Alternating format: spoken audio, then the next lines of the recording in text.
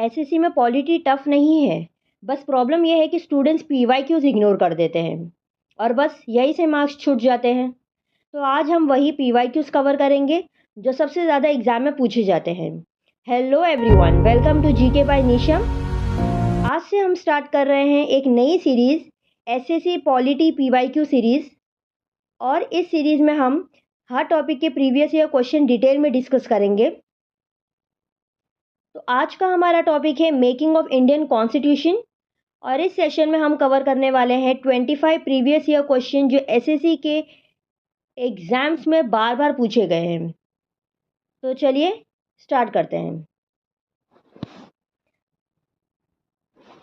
आज का हमारा फर्स्ट क्वेश्चन है, in which year was the constituent assembly of India formed on the recommendation of cabinet mission.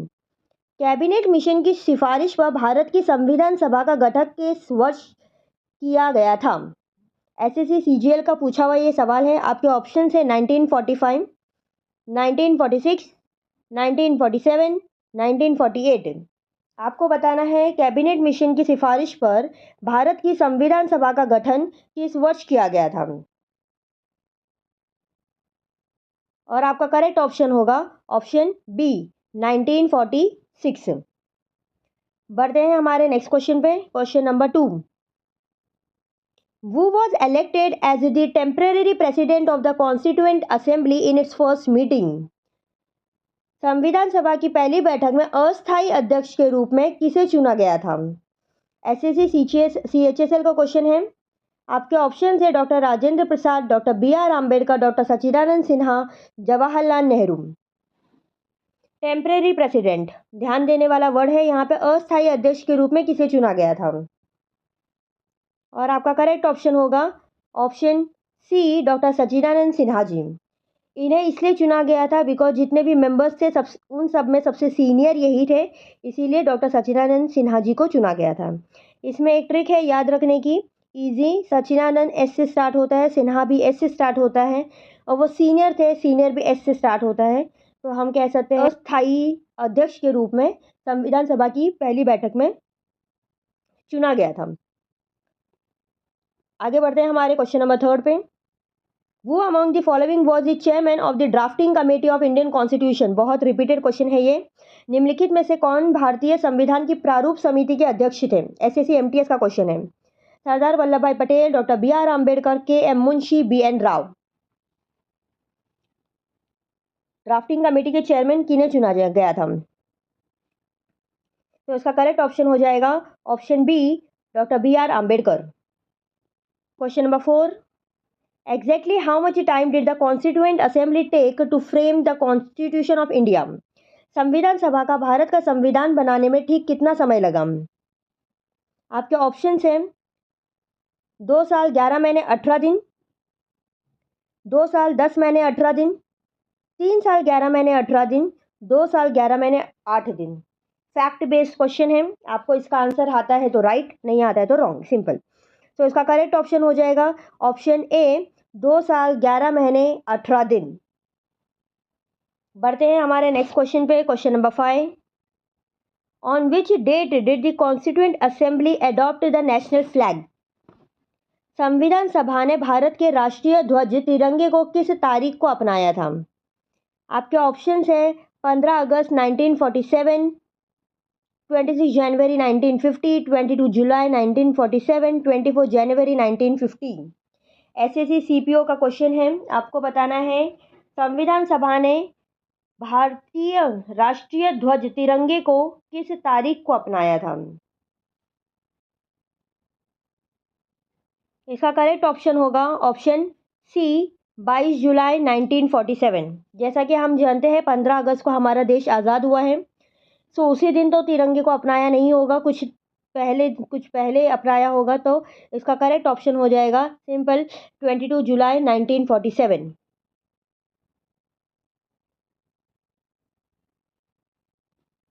Next question, question number 6, Who moved the objective resolution in the Constituent Assembly which later became the preamble? संविधान सभा में उद्देश्य प्रस्ताव किसने पेश किया था जो बाद में प्रस्तावना बना? एसएससी सीएचएसएल का क्वेश्चन है। आपके ऑप्शन है डॉक्टर बी.आर. आम्बेडकर, जवाहरलाल नेहरू, महात्मा गांधी, राजेंद्र प्रसाद। आपको बताना है संविधान सभा में उद्देश्य प्रस्ताव किसने पेश किया था, जो बाद में प्रस्तावना बना। और आपका करेक्ट ऑप्शन होगा ऑप्शन बी, जवाहरलाल नेहरू।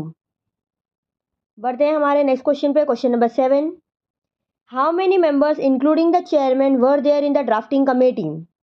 प्रारूप समिति में अध्यक्ष सहित कुल कितने सदस्य थे। एसएससी सीजीएल का क्वेश्चन है। 5, 7, 9 या 11। आपको बताना है ड्राफ्टिंग कमेटी में टोटल मेंबर्स कितने थे इंक्लूडिंग चेयरमैन। सो उसका करेक्ट ऑप्शन हो जाएगा ऑप्शन बी, 7। लकी 7 से आप याद रख सकते हैं। अभी अभी हमने देखा था ड्राफ्टिंग कमेटी के चेयरमैन कौन थे, डॉक्टर BR आम्बेडकर। और ड्राफ्टिंग कमेटी में टोटल मेंबर्स कितने थे, 7। बढ़ते हैं हमारे नेक्स्ट क्वेश्चन पे। Question number 8, who was appointed as the constitutional advisor to the constituent assembly। संविधान सभा के संवैधानिक सलाहकार के रूप में किसे नियुक्त किया गया था। एसएससी एमटीएस का क्वेश्चन है। BN Rao, KM Munshi, SN Mukherjee, Alladi Krishnaswami Ayyar.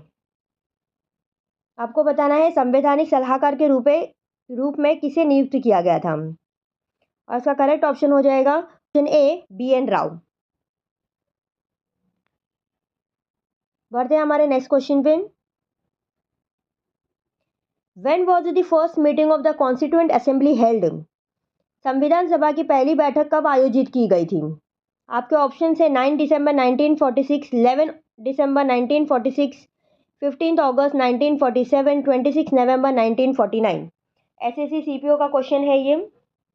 आपको बताना है कॉन्स्टिट्यूएंट असेंबली की फर्स्ट मीटिंग कब हुई थी। और इसका करेक्ट ऑप्शन हो जाएगा ऑप्शन ए, 9 दिसंबर 1946। बढ़ते हैं नेक्स्ट क्वेश्चन पे। On which date was the constitution of India formally adopted by the constituent assembly. संविधान सभा द्वारा भारत के संविधान को औपचारिक रूप से किस तारीख को अपनाया गया था।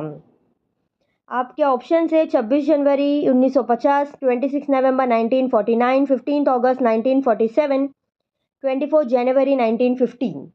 एसएससी CHSL का क्वेश्चन है ये। आपको बताना है भारत के संविधान को औपचारिक रूप से किस तारीख को अपनाया गया था।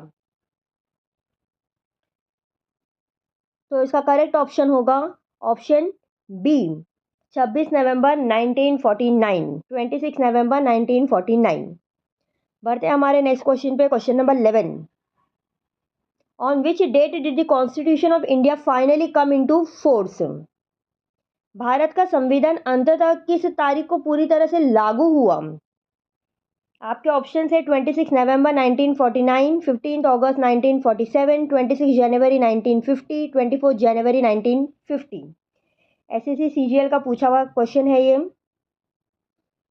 आपको बताना है किस तारीख को पूरी तरीके से लागू किया गया था भारत का संविधान। और आपका करेक्ट ऑप्शन होगा ऑप्शन सी, 26 जनवरी 1950। क्वेश्चन नंबर 10 और 11 याद रखने का बहुत इजी ट्रिक है। हमें पता होना चाहिए कि पहले हमने कॉन्स्टिट्यूशन को अडॉप्ट किया है, उसके बाद उसे हमने लागू किया होगा, राइट। तो हमने इसे अडॉप्ट कब किया, हमने अडॉप्ट किया है नवंबर में। दोनों का डेट सेम है, आपने ऑब्जर्व किया होगा। तो दोनों का डेट सेम है। हमने अडॉप्ट किया 26 नवंबर को और हमने लागू किया 26 जनवरी को। सो याद रखने वाली बात यह है कि नवंबर में हमने अडॉप्ट किया है 1949, 2 महीने बाद हमने इसे क्या कर दिया, लागू भी कर दिया, दैट इज 26 जनवरी 1950। Question number 12, how many total sessions of the constituent assembly were held to frame the constitution. संविधान निर्माण के लिए संविधान सभा के कुल कितने सत्र आयोजित किए गए थे। एसएससी सीपीओ SI का क्वेश्चन है ये। 9, 11, 12 या 15। टोटल कितने सेशंस हुए थे। सो आपका करेक्ट ऑप्शन होगा ऑप्शन बी, टोटल 11 सेशंस हुए थे। बढ़ते हैं हमारे नेक्स्ट क्वेश्चन पे। क्वेश्चन नंबर 13, वो became the permanent president of the constituent assembly on 11 दिसंबर 1946। 11 दिसंबर अस्थायी अध्यक्ष थे डॉक्टर सचिदानंद सिन्हा।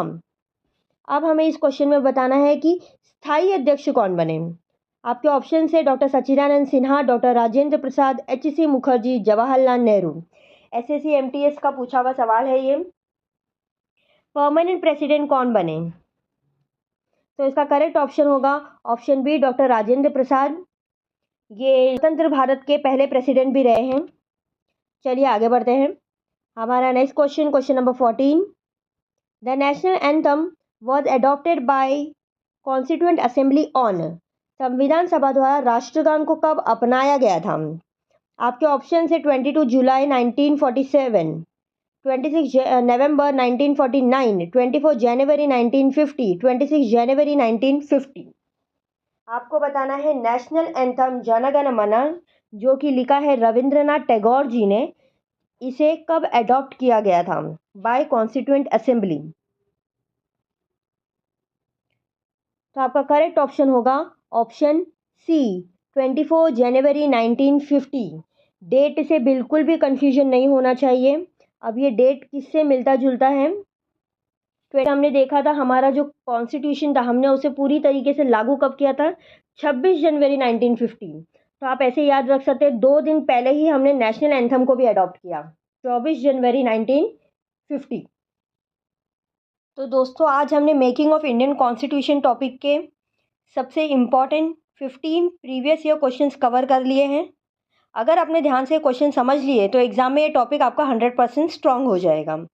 अगर आपको सेशन हेल्पफुल लगा है तो वीडियो को लाइक कीजिए, अपने दोस्तों के साथ शेयर करें जो एसएससी की तैयारी कर रहे हैं। कमेंट करके ज़रूर बताइएगा आज का कौन सा क्वेश्चन आपको सबसे ज़्यादा ट्रिकी लगा। और हाँ, अगली वीडियो में इसी तरह पॉलिटी का नेक्स्ट इंपॉर्टेंट टॉपिक लेके आएंगे, तो चैनल को सब्सक्राइब करना मत भूलिएगा। मिलते हैं नेक्स्ट वीडियो में, तब तक पढ़ते रहिए। जय हिंद, जय Bharat. Thank you for watching.